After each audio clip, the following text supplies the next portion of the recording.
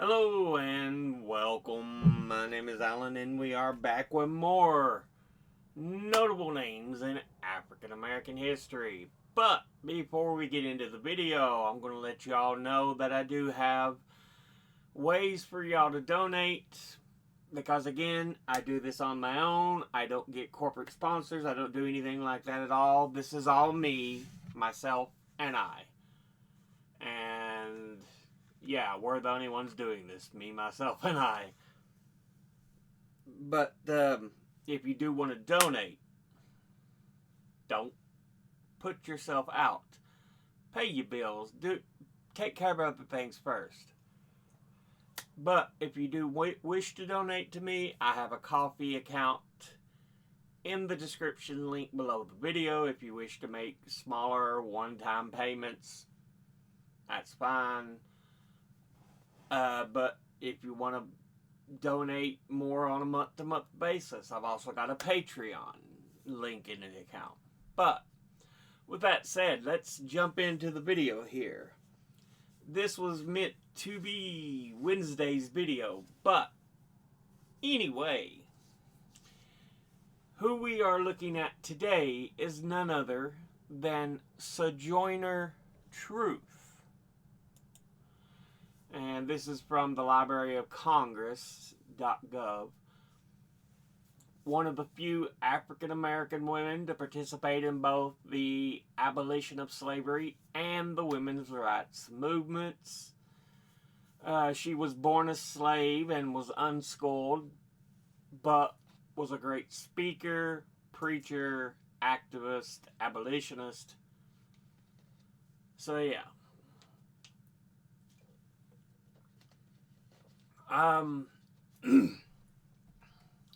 She was enslaved in New York until she was an adult.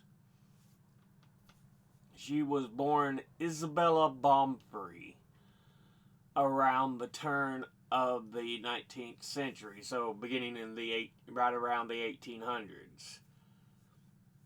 Her first language was Dutch, and she was owned by a series of masters, living before being freed in 1827 by the New York Gradual Abolition Act, and worked as a domestic worker. In 1843,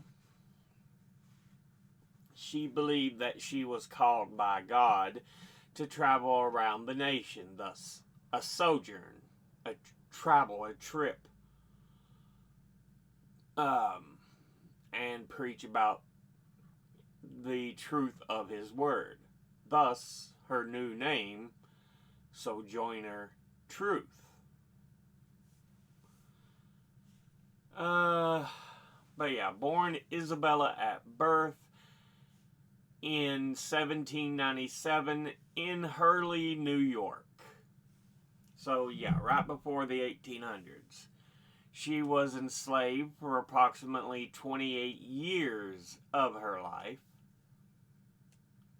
And as property of several slave owners, when she was 10-year old, she was sold for $100 and some sheep.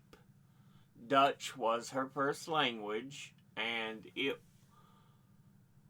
was said that she spoke with a Dutch accent for the remainder of her life. Although she was unable to read, she knew parts of the Bible by heart.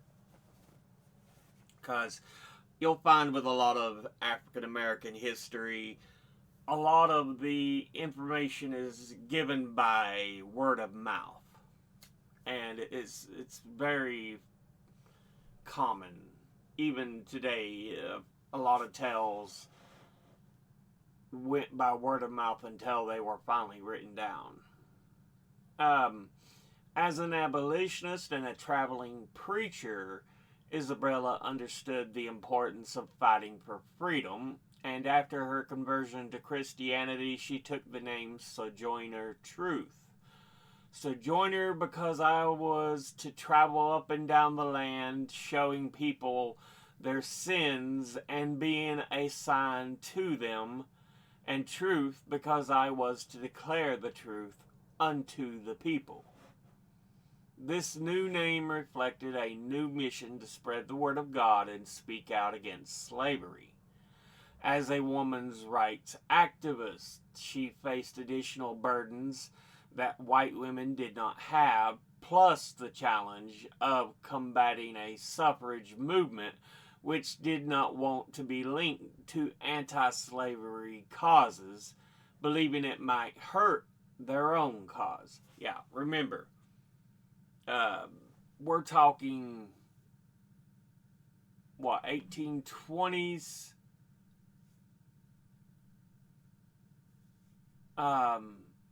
Very early days of the women's push for voting rights. Because it's I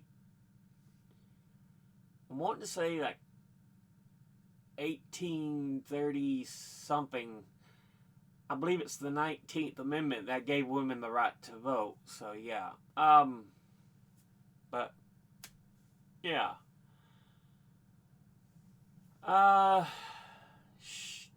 Sojourner Truth would prevail, traveling thousands of miles, making powerful speeches against slavery and for women's suffrage, even though it was considered improper for women to speak publicly.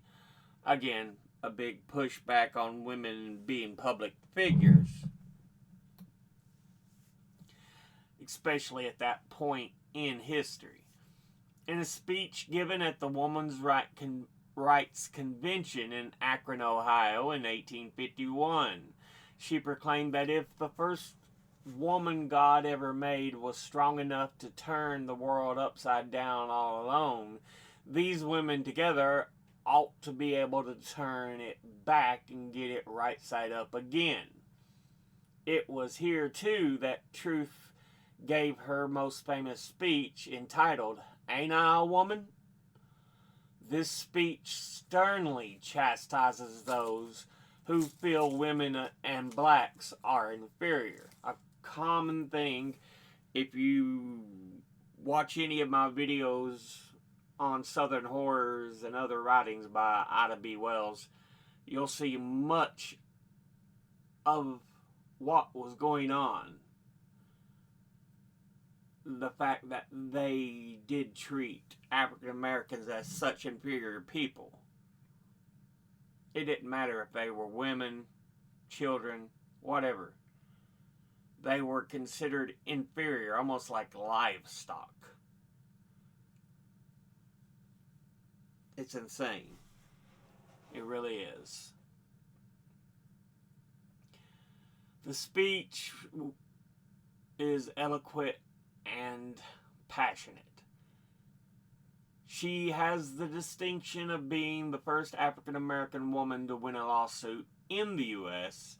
The first was when she fought for her son's freedom after he had been illegally sold, and later when she was accused by a newspaper of being a witch who poisoned a leader in a religious group that she had been a part of. She sued the newspaper for slander and won a $125 judgment. Sojourner Truth would pass away at the age of 84, and several thousand mourners in attendance. In December of 1883, just after her death, the New York Globe published an obituary which read in part, "Sojourner Truth stands preeminently as the only colored woman who gained a national reputation on the lecture platform in the days before the Civil War." So yeah. But let's look at her a little further here. From Britannica. Born around 1797, Ulster County, New York, and died November 26th, 1883, Battle Creek, Michigan. African American evangelist and reformer. who fought in the abolitionist and women's rights movements. She was the daughter of enslaved people and spent her childhood as the abused chattel of slave masters. Chattel just means slaves that are treated subhumanly. Because believe it or not, there are some places where there are slaves, but they're treated as part of the family. Treated almost as equals. Treated human. But unfortunately, in America, slavery was chattel slavery. Like I said, treated as livestock, more or less. Her first language was Dutch, and between 1810 and 1827, she bore at least 5 children with an enslaved man named Thomas.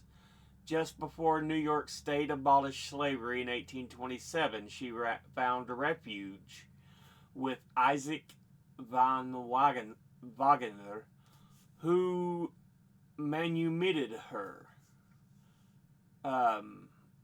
And with the help of Quaker friends, she waged a court battle in which she recovered her small son who had been sold illegally into slavery in the South. Manumission, something you'll often hear talked about when it comes to slavery. I believe it's just freeing an actual individual.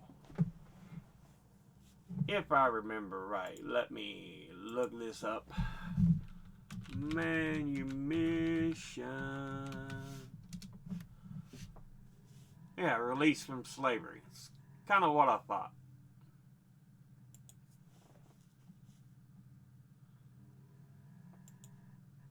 So, freed from the bondage of slavery. About 1829, she went to New York City with her 2 youngest children, supporting herself through domestic employment, and since childhood had visions and heard voices which she attributed to God. In New York City, she became associated with Elijah Pearson, a zealous missionary, and working in preaching in the streets, she joined his retrenchment society and eventually his household. In 1843, she left New York City and took the name Sojourner Truth, which she had used from then on. Obeying a supernatural call to travel up and down the land, she sang, preached, and debated at camp meetings, in churches, on village streets, exhorting her listeners to accept the biblical message of God's goodness and the brotherhood of man. In the same year, truth was introduced to abolitionism, the complete ending of slavery, at a utopian community in Northampton, Massachusetts, and thereafter spoke on behalf of the movement throughout the state. In 1850, she traveled throughout the Midwest, where her reputation for personal magnetism preceded her and drew heavy crowds. She supported herself by selling copies of her book, The Narrative of Sojourner Truth, which she had dictated to Olive Gilbert.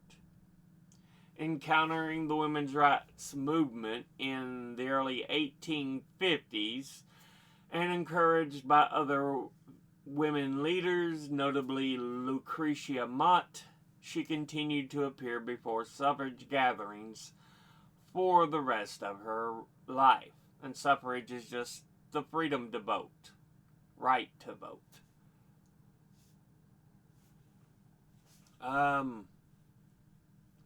In the 1850s, she settled in Battle Creek, Michigan, and at the beginning of the American Civil War, she gathered supplies for black volunteer regiments and in 1864 went to Washington, D.C., where she helped integrate streetcars and was received at the White House by President Abraham Lincoln. In the same year, she accepted an appointment with the National Freedmen's Relief Association, counseling formerly enslaved people, particularly in matters of resettlement. As late as the 1870s, she encouraged the migration of freedmen to Kansas and Missouri, and in 1875 she retired to her home in Battle Creek, where she remained until her death. But yeah. That was Britannica on Sojourner Truth. So, former slave, earned her freedom, and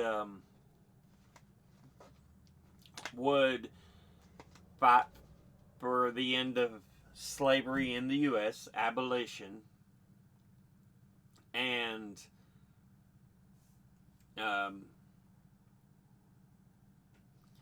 the women's rights movements, especially like suffrage, the right to vote. So yeah.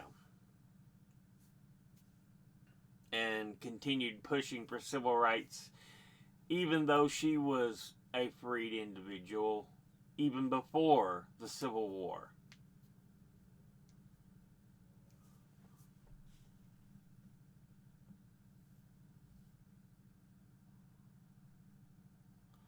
She spoke Dutch, which, yeah, pretty common in New York, even at that point, because for those who don't know, before the English took control of what is modern day New York, the Dutch ran modern day New York. In fact, it was called New Netherlands. So I can assure you there's more than likely a moderately sized population of Dutch people that lived in that region. And as I've explained before in other videos, slavery was something that happened in all states, but you would see the division, the pushback on slavery.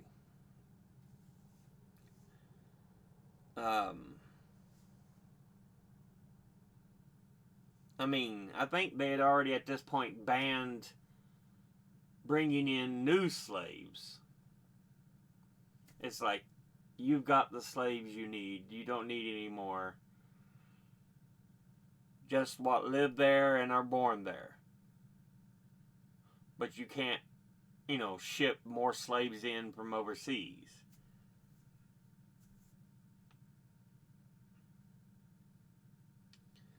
So there definitely was a movement there to push back against slavery, though it still happened in a lot of places.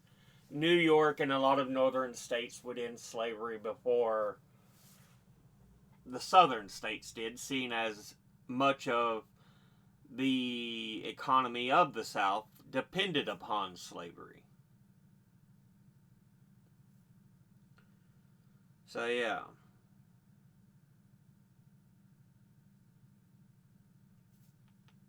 Because so much of it was agrarian, that, hey, we've got these big plots of land, we need you all to go ahead and pick crops and whatever other back-breaking work there is so we can make money off of it. I mean, quite literally. But yeah. And finally, from the National Park Service, Ain't I a Woman? Because, like we said, that's one of her most famous speeches. Born into slavery in 1797, Isabella Baumfree, who later changed her name to Sojourner Truth, would become one of the most powerful advocates for human rights in the 19th century. Her early childhood was spent in a New York estate owned by a Dutch American named Colonel Johannes Hardenberg. And like other slaves, she experienced the miseries of being sold and was cruelly beaten and mistreated. Around 1815, she fell in love with a fellow slave named Robert, but they were forced apart by Robert's master. Isabella was instead forced to marry a slave named Thomas, with whom she had 5 children. Remember, a lot of these records for this period in time aren't always the best, so it's shaky. Hey, she was apparently in love with a Robert, but forced to marry a Thomas. Yeah. In 1827, after her master failed to honor his promise to free her and uphold the New York anti-slavery law of 1827, Isabella ran away, or as she later informed her master, "I did not run away, I walked away by daylight." After experiencing a religious conversion, Isabella became an itinerant preacher, and in 1843 changed her name to Sojourner Truth. During this period, she became involved in the growing anti-slavery movement, and by the 1850s, she was involved in the women's rights movement as well. At the 1851 Women's Rights Convention in Akron, Ohio, Sojourner Truth delivered what is now recognized as one of the most famous abolitionist and women's rights speeches in American history, "Ain't I a Woman?" She continued to speak out for the rights of African American women during and after the Civil War, and would pass away in Battle Creek, Michigan in 1883. And let's see. I guess this is a part of the speech of delivered 1851 to the Women's Rights Convention, Akron, Ohio. Ain't I a Woman? Well, children, there is so much racket, must be something out of kilter. I think that twixt the Negroes of the South and the women of the North, all talking about rights, the white men will be in a fix pretty soon. But that's all this here talking about. But what's all this here talking about? That man over there says that women need to be helped into carriages and lifted over ditches and to have the best place everywhere. Nobody ever helps me into carriages or over mud puddles or gives me any best place. And ain't I a woman? Look at me. Look at my arm. I have plowed and planted and gathered into barns, and no man could head me. And ain't I a woman? I could work as much and eat as much as a man when I could get it, and bear the lashes well. And ain't I a woman? I have borne 13 children and seen most all sold off to slavery. And when I cried out with my mother's grief, none but Jesus heard me. And ain't I a woman? And they talk about this thing in my head. What's this they call it? Member of the audience whispers, intellect. That's it, honey. That's what's that got to do with women's rights or Negroes' rights? If my cup won't hold but a pint and yours holds a quart, wouldn't you be mean to not let me have my little half measure full? Then that little man in black there, he says women can't have as much rights as men 'cause Christ wasn't a woman. Where did your Christ come from? Where did your Christ come from? From God and a woman. Man had nothing to do with him. If the first woman God ever made was strong enough to turn the world upside down all alone, these women together ought to be able to turn it back and get it right side up again. And now they is asking to do it. The men better let them. Obliged to you for hearing me, and now old Sojourner ain't got nothing more to say. There is some controversy regarding Sojourner Truth's Ain't I a Woman speech, as we just read. There are different versions of the speech. The popular Ain't I a Woman speech was first published by Francis Gage in 1863, 12 years after the speech itself. Another version was published a month after the speech was given in the Anti-Slavery Bugle by Reverend Marius Robinson. In Robinson's version, the phrase "ain't I a woman" is not present. So, if you remember early on here, "ain't I a woman," after she makes some points, "I can do this just as good as a man," and in his version, she doesn't say, "and ain't I a woman." But yeah.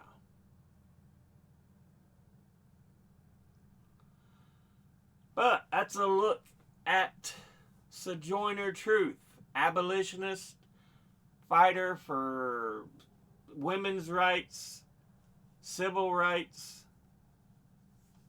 human rights.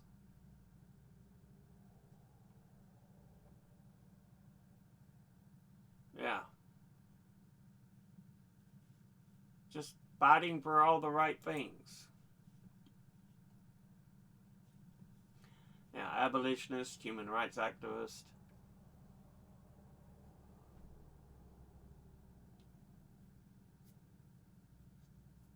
Obama free is what it says here.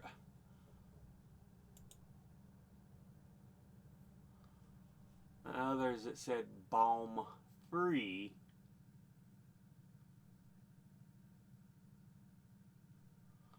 I think it was the Library of Congress that said that.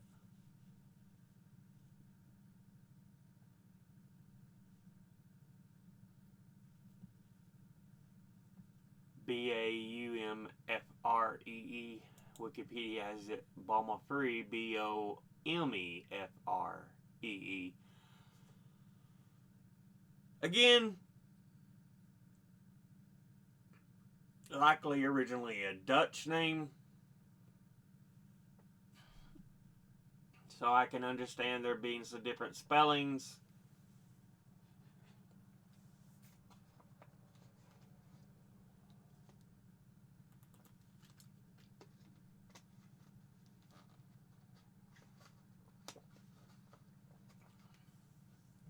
Also was apparently part of the alcohol temperance movement.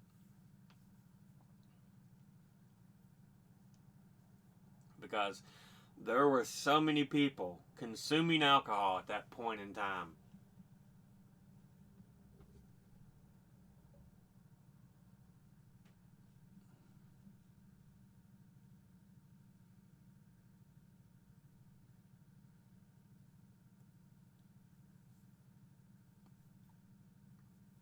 Dutch was her first language. There's an image of her with Lincoln during the Civil War.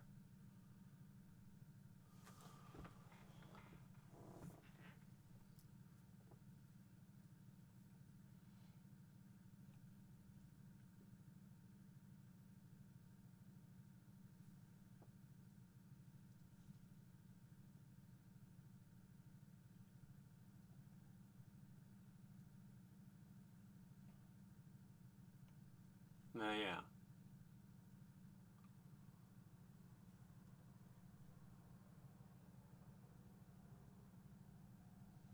Yeah, see, it shows later also given as Baumfree. Her father was a slave captured in what became modern day Ghana. Her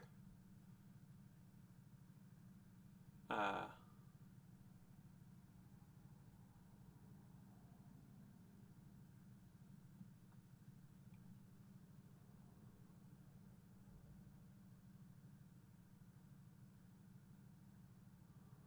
let's see.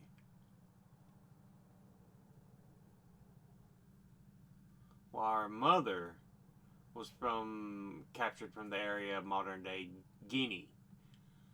So yeah, if you're kind of wondering, we're in Africa, very West Africa.